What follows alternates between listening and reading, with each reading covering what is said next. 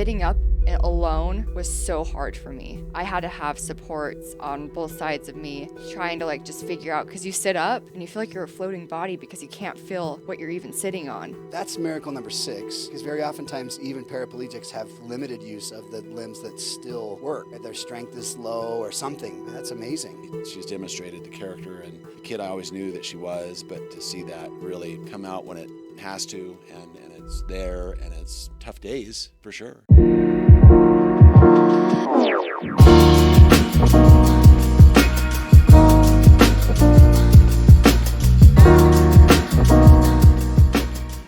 So it was like, okay, now there were times I bawled my eyes out on the way to the hospital.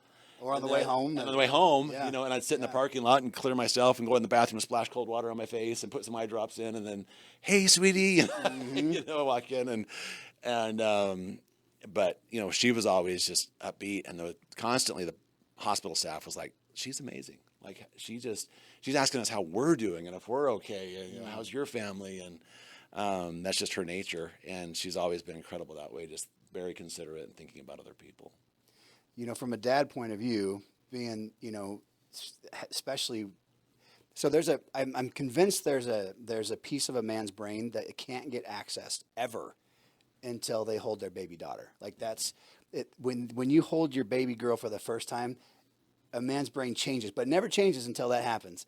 And so there's a connection with a man and his daughters, typically, like, that's stronger. I love my boys. Don't get me wrong. Like, they're my buddies and I love them, but they go into man boot camp. You know what I mean? Like, it's different. Like, I want them to grow and be a good man.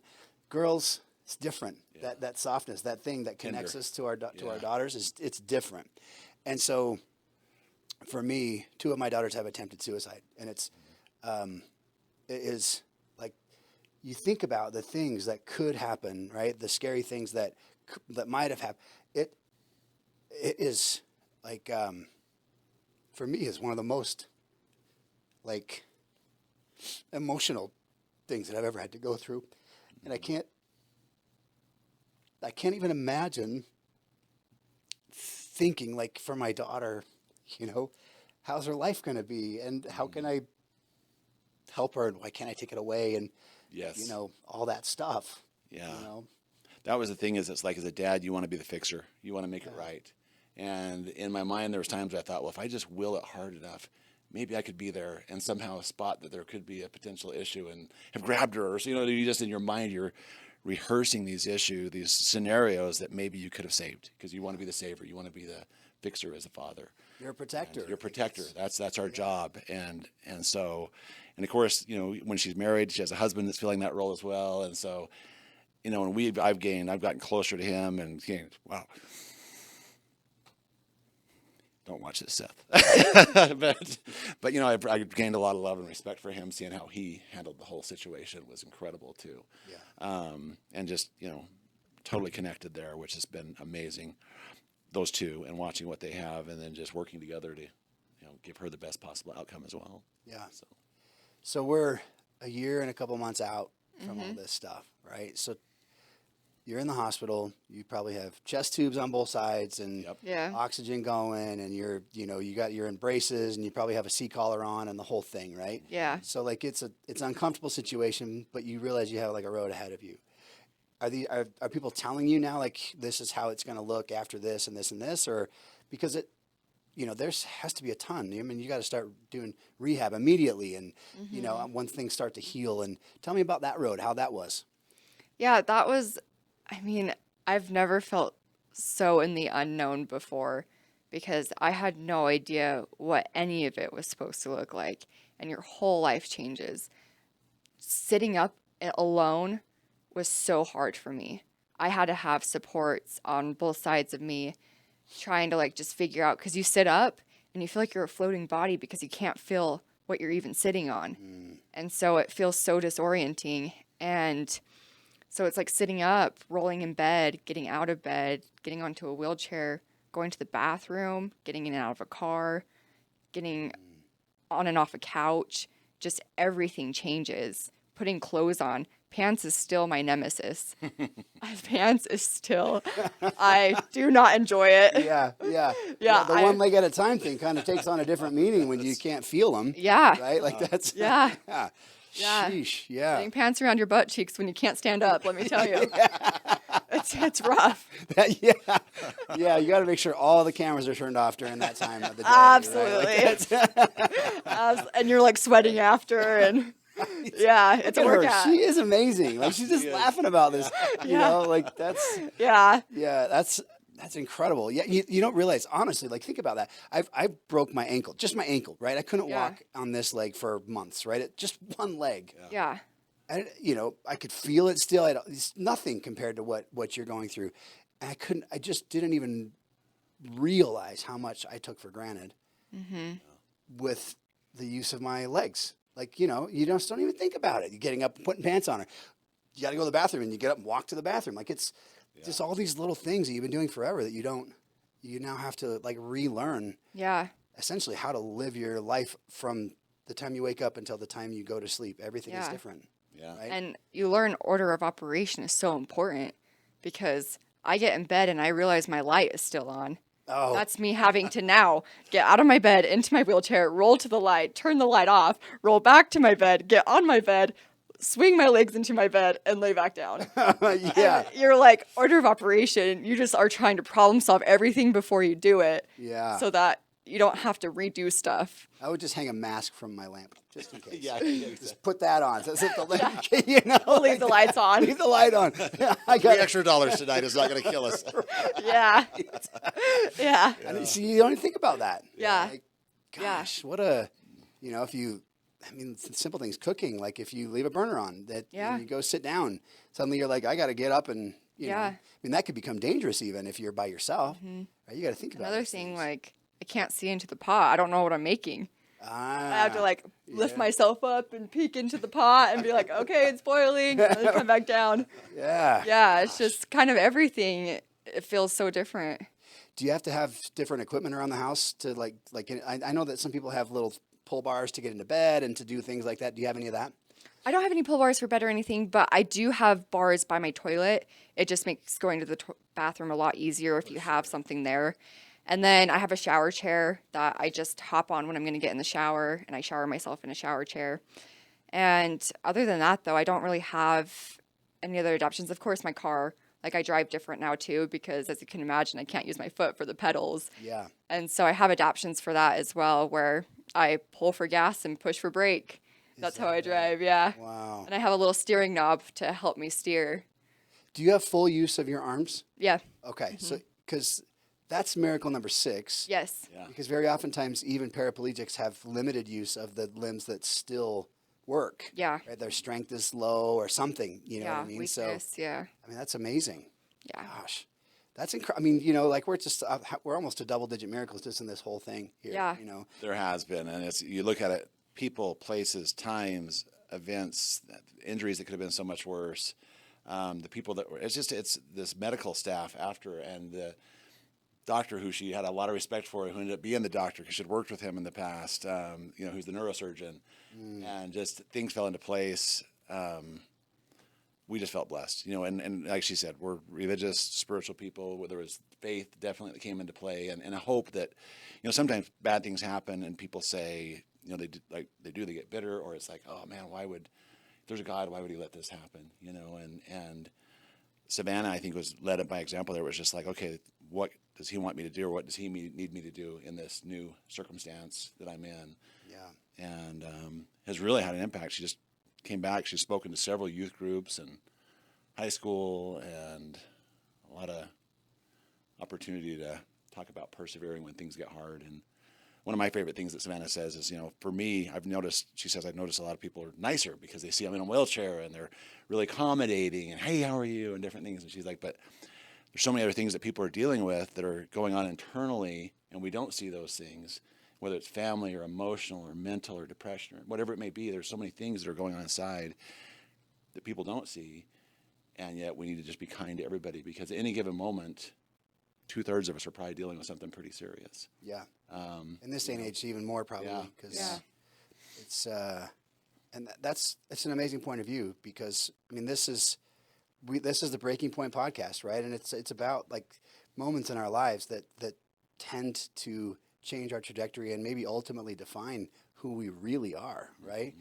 And it's, for you to have this huge moment in your life, it is that was your, and imagine there's breaking points all the time, things that change our trajectories based on things that we do, decisions that we make, all these things, right? But this was like, you didn't have any control over this. This was something that was thrown to you, right? Yeah. That's a different kind of breaking point. Yeah. Like my breaking point, I brought on myself, right? When I woke up and thought I was going to die because I was so sick from alcoholism. That I brought on myself. I gave it to myself. I had to take it away from myself. It's easier, I think, when and it's yours, that you gave yourself to deal with it because it's yours.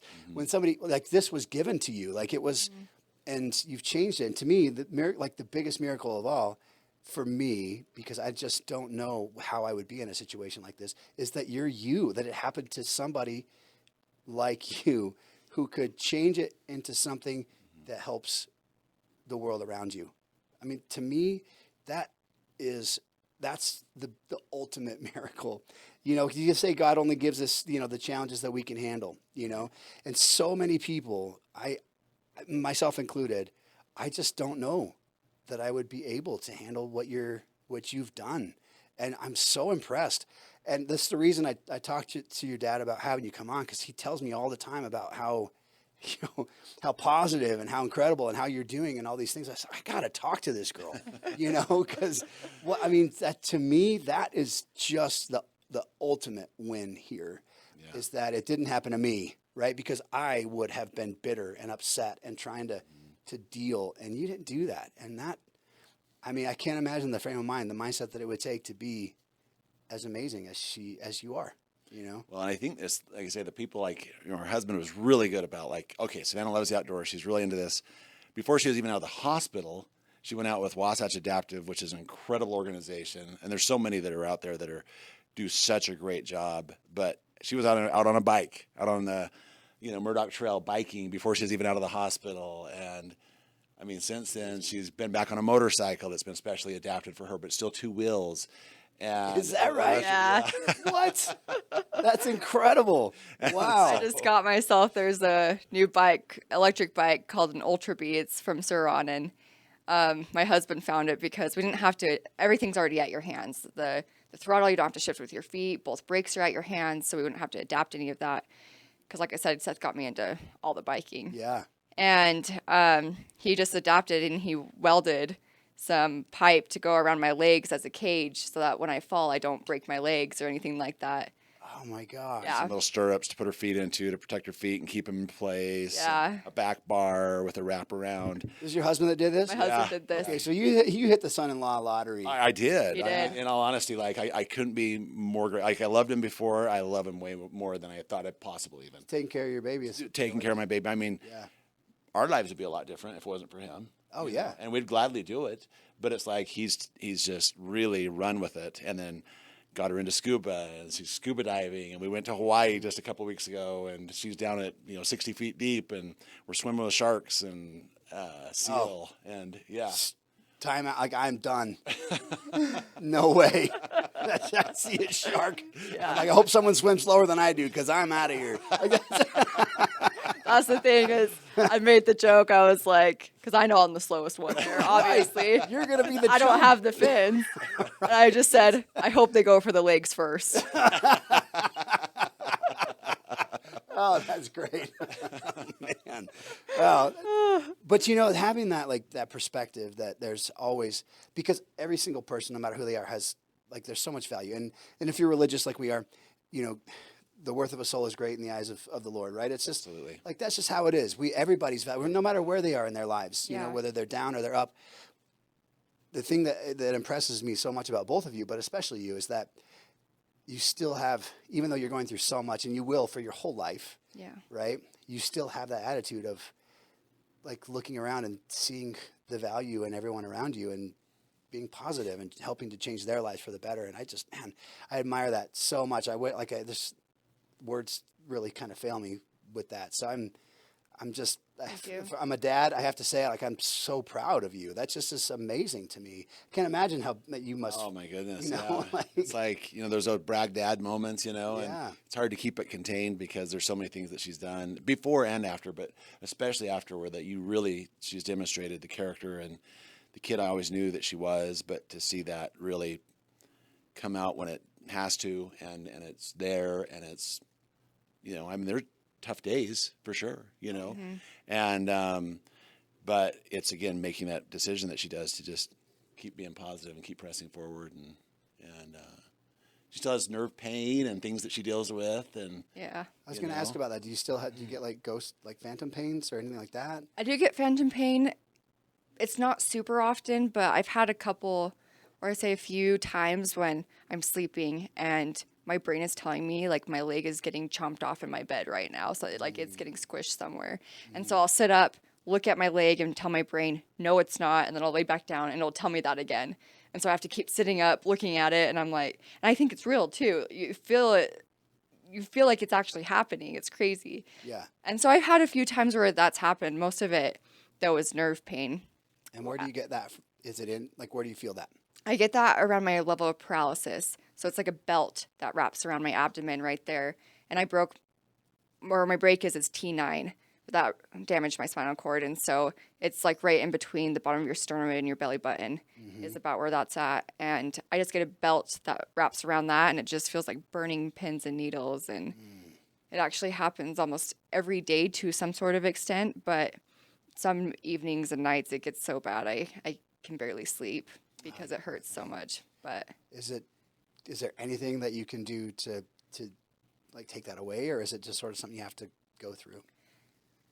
I mean, there's options that you can choose. I'm trying to figure out what option will work for me right now. Right now I'm on a couple of different medications to see if it'll help. I've gotten Botox in my abdomen to see if that will help. Right now I'm going to try red light therapy to see if that will help. When you go through something like this, your body just changes so much. You kind of have to find your cocktail of Yeah. what to do because Well, everyone body's responds different. differently. Yeah. Yeah. Yeah. Yeah. So the nerve pain, that's a daily challenge. So that's, something you have to stay positive and know that it's going to happen and figure out a way to stay able to deal with it, because it's kind of like having, for old people, like having shingles, it's a super painful thing that you can't really do anything about. Yeah. And I can imagine do you have a hard time like knowing that's going to happen to you every day, or how does that feel for you? Maybe that's a stupid question, but I really honestly just try to live in the moment because I want to enjoy the rest of my day. yeah, I want to enjoy the times when it's not happening. yeah, And so I just try to live in the moment. And when it comes, I just know it's going to suck for a little bit. And you know what? It's not going to last forever. And tomorrow's going to be better, yeah. hopefully. Yeah, yeah. Well, I think it's gonna. I think you like the way she is. She's just gonna make it better. Yeah, Like yeah. that's just how it is. Yeah. So that's just kind of my mindset. Just live in the moment. Enjoy when I'm not feeling it. Yeah, yeah. As far as like your lungs and everything, all the damage there, that's all repaired. Yeah. Everything is good. Yeah, everything's good. And actually, I have better oxygen percentage than I did before my accident. kidding. It's kind of What crazy. the It's heck? like every time I go to the doctors now, they put that, what is it called? O2 sat. Yeah, the O2 sat on there, and it's like 100%. Oh my gosh, I don't even sat that. I high. I know. know. I'm like 97, 98. Yeah, Yeah. that's what I was before. And now it's like 100%. Although it doesn't feel like that sometimes. I still have, like, coughing is hard. I have a hard time, like, getting stuff up and out. I can still barely sneeze. The sneezes have gotten stronger over time, but I remember.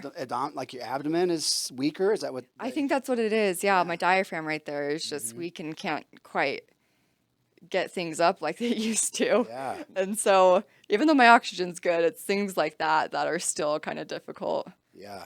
I enjoy a nice sneeze. You never think about that, but I enjoy one now. I can't even. It'd be like losing a sneeze every single time you want to. Yeah. I hate losing a sneeze. Yeah. Yes. See, Yeah. it's something else you take for granted. Yeah. I love it when I can sneeze. You don't even get that. Yeah. My goodness. Woo. Good. That might be worse than than not having your legs. I That know, would right? make me crazy. Pretty comparable. Yeah. Yeah. Oh, gosh. Yeah. Wow. I mean, things you just never think about. Yeah. Wow. And as far as breathing goes, though, but you never feel like you have a hard time breathing, or do you? Um, Not a ton. Like I can tell though, my cardio has been hard to get back. Cardio is still hard for me. I feel like I work hard, especially mountain biking. I pedal with my arms now, and that's how I kind of get my cardio in. And even doing that, I can just tell it's harder to. I'm not getting as back quickly as I used to be able to. Yeah. Well, without the use of like bigger muscles, it's harder. It would be really hard. Yeah, But that's why you have guns like you do, because you're doing everything. that's right. Like that's you're doing pedaling with those things. You're doing all the things. They're doing double duty. What your legs and Yeah. your arms would be doing. Like I said, she's giving her brothers a good run for their money on arm wrestles. You got to start challenging them for money. Yeah. Get a little side hustle going. Yeah, that's right. So what you work at an orthopedic clinic? Is that Yeah, I do. and interesting of all the places? Yeah. Yeah. Well, before my accident, I was an X-ray tech, and so I worked as an X-ray tech at this orthopedic clinic that I just came from, and I also worked at Primary Children's part-time at the time as well. But after my accident, I can't really move patients around anymore. I can't even reach the tube because I'm 4 feet tall now. Right. And so I can't reach that to adjust and move around for patients. And so my office manager, she came to the hospital afterwards because I am thinking, like, what am I going to do now? Yeah. What is my job going to look like? And I just went through 3.5 years of school to get my x-ray license. And now what? Yeah. And anyway, she comes and with a couple other employees that I really enjoy working with. And they got me like a gift basket, and she was like, whatever we can do, Savannah, you have a job with us and we'll make it work. And that in itself, her telling me that was a relievement because that weighed down on me. Oh, I'm sure. And so they've been so great with me. They work with me. They work with my doctor's appointments, and I had physical therapy 4 days a week for a while Yeah. that they worked with, and they just kind of let me do what I could, and they've been so great. So they put me in their billing office, and they're like, you need to work from home, you work from home. You can come in, you come in. And now I'm learning their surgery scheduling, and yeah, they've been a big blessing in my life. What a miracle. My goodness. It's just like Yeah. the I mean, whole there's thing. so many, and Yeah. financial things that kicked in, and her husband's employer as well, who continued to pay while they had downtime and kept his job, and he just graduated college and promoted and moved him up to full time, and just such good people, so many good people. There's good people out there, but something like this happens, you just I put that one of my posts, like the goodness of humanity is always incredible to me to see how that happens, and we've seen so much of that at so many different levels. It's been awesome. Yeah, I tell everyone, no matter where you are in life, there's always someone that loves you, right? Yeah. And may not feel like it at the time. You may feel like it that, maybe feel a little bit lost, feel a little bit down. You're in the hospital bed at night, when you were in the hospital and you maybe were by yourself. You can always grab onto that, at least somewhere someone's thinking about you and worried Yeah. about you and loving you, even if you feel lost. And so that's a pretty incredible thing to watch all these people around you. It's not just somebody, like you have this network of people that care about you and like came to your bedside, so to speak, throughout this whole, to help you and walk with you, do the things that you needed. And that, to me, that's just that's another massive miracle. The fact that it happened to her, but also the people around her were so Incredible. supportive and so loving, and just like doing the things for you that you couldn't do for yourself for the longest, for that period of time. So it's just amazing. And, again, this podcast isn't designed to be religious, but we're all religious people. And, you see God's hand in a lot of things throughout your day if you're looking. But for you, it's like one big hand there Yeah. all the time. All the time. Yeah, yeah, which is amazing to me. That's incredible. I think probably, for me, unless you have more to say, I think like I feel so good talking to her I'm just gonna go home and run a bunch of, just feel good. Like, oh my gosh, look what I have. Like I'm so blessed, because look at you. She's more positive than I am, and look at her. I'm gonna go home and be like, I'm just gonna give me a whole new lease on how I need to look at things. Yeah. So I appreciate you so much. Yeah. Coming and talking, and Clay, same to you. I mean, Oh yeah, she obviously has a great example, but I imagine she's an example to you. she is. It's like it's interesting how that role can change and be interchangeable. It's like she's a motivator and an example, and like you say, I've been filled with incredible, just proud of her. And makes me realize that, like a lot of people I think have thought, wow, if she can deal with that. Even a good friend of mine who's really struggled with serious depression. He said, whenever I start feeling down, I'll watch like one of her things on social media or something that her husband has done. And he goes, and I think, all right, if she can be like that with what she's gone through, I can be stronger. I can go through to tomorrow and get that next day in, and it's going to be okay. Yeah. And many levels, it's had that for me, and I think a lot of people that have been around her. She's been awesome. So what is your social so people can follow you? Because I think it's inspiring. On Instagram, it's sav.barney. Okay. Yeah. And is that where you post most of your content is on Instagram? Okay. Yeah. Good. So sav.barney, go follow her. If you want to see something amazing, go follow her and like learn that you have that, no matter what you're going through, you can be positive about it and you can find the things that you can control, right? If it's okay, I'd like to give a little shout out to people though, Do it, because please. I feel like we've talked about how great I am, but I feel like you can't be this great without an army of people who are surrounding you with love and like just people in my community and the disability community who are paraplegics, quadriplegics, those who have gone before me and given me an example of what I can do and who I can be. I feel like those people have changed me, and also just my family and my friends who have shown up for me time after time during all of this. I feel like they've lifted me so much, and I can't be this great without them. Yeah. Yeah. And you have an amazing husband that just makes everything work and Yeah. does all the stuff. Shout out to Seth. Yeah. If you're Seth, watching this. good man. I mentioned a couple of times here today. Yeah. Yeah. Good work, dude. Yeah. That's amazing. I hope he watches this because it's a, Oh, he will. it's to be He's my like biggest supporter. Yeah. good. I can see that. Like before you got out of the hospital, he's doing stuff. Yeah. for Oh, you, yeah. like getting stuff set up and doing things. I mean, that's incredible. That's you think you picked the right person when you get married. You definitely did. I did. Right? Yeah, but I think also he won the lottery too with this one. Yeah.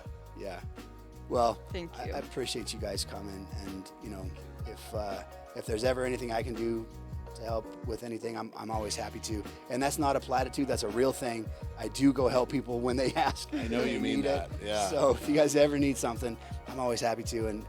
But thanks for being such an inspiration, both of you. It's amazing.